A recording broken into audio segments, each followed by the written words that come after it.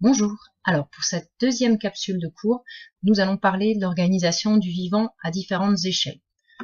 Alors, vous avez probablement, quand vous étiez tout petit, tout mignon au collège, observé déjà des organismes au microscope.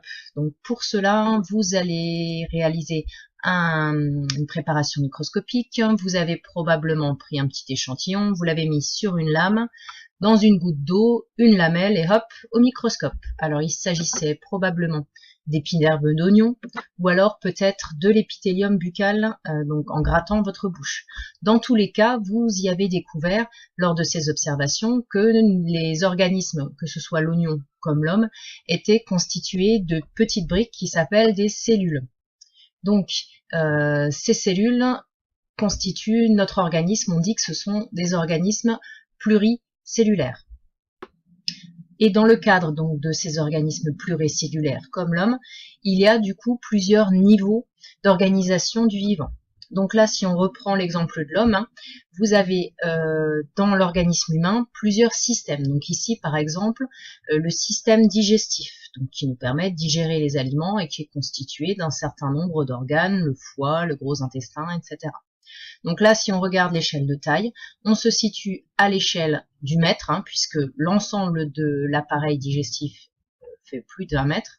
Donc là, on dit qu'on est à 10 puissance 0 mètre. Alors, si on zoome un petit peu sur un de ces organes, par exemple le foie, donc le foie qui va être impliqué dans le stockage du glucose. Donc cet organe, il va être à une taille de l'ordre de plusieurs dizaines, une dizaine, entre 10 et 20 cm. Donc, 1 centimètre, c'est 10 puissance moins 2 mètres. 10 cm, ça va être 10 fois plus petit qu'un mètre, donc on parle de 10 puissance moins 1. Donc là, on se situe à cette échelle. Si on regarde à l'intérieur de ce foie, donc on va y trouver un certain nombre de tissus. Donc des ensembles de cellules pas forcément identiques, mais qui vont regrouper une même fonction. Donc là, vous avez par exemple le tissu hépatique, qui est lui-même impliqué dans cette fonction-là de stockage du glucose. Vous pouvez trouver d'autres types d'organisation et de tissus, donc des canaux, des vaisseaux sanguins, etc. Donc là, si on regarde l'échelle, le tissu, on se situe de l'ordre de, si on regarde, voilà, à peu près 2 fois cette échelle-là, ça fait 100 micromètres. 100 micromètres, c'est à peu près 10 fois plus petit qu'un millimètre. Millimètre, 10 puissance moins 3, puisque c'est 1000 fois plus petit qu'un mètre.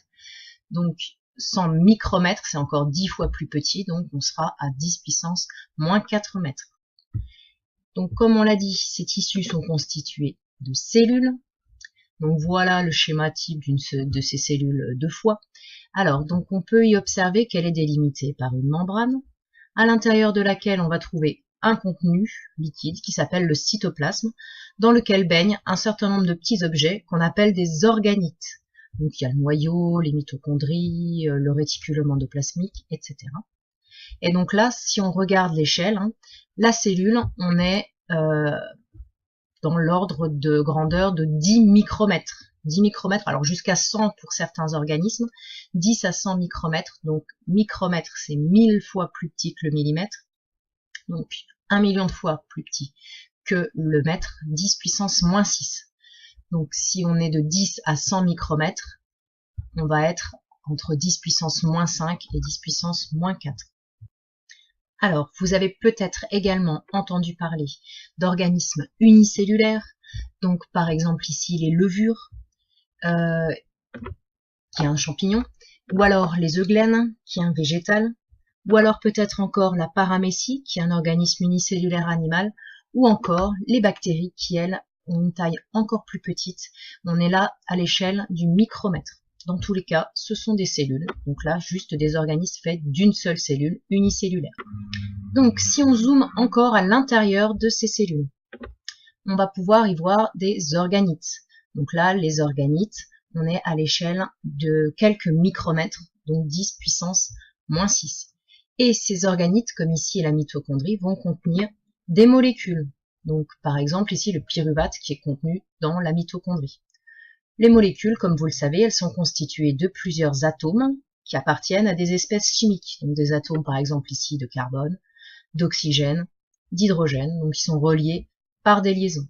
Là, on est à l'échelle du nanomètre, donc nanomètre c'est 10 puissance moins 9 mètres.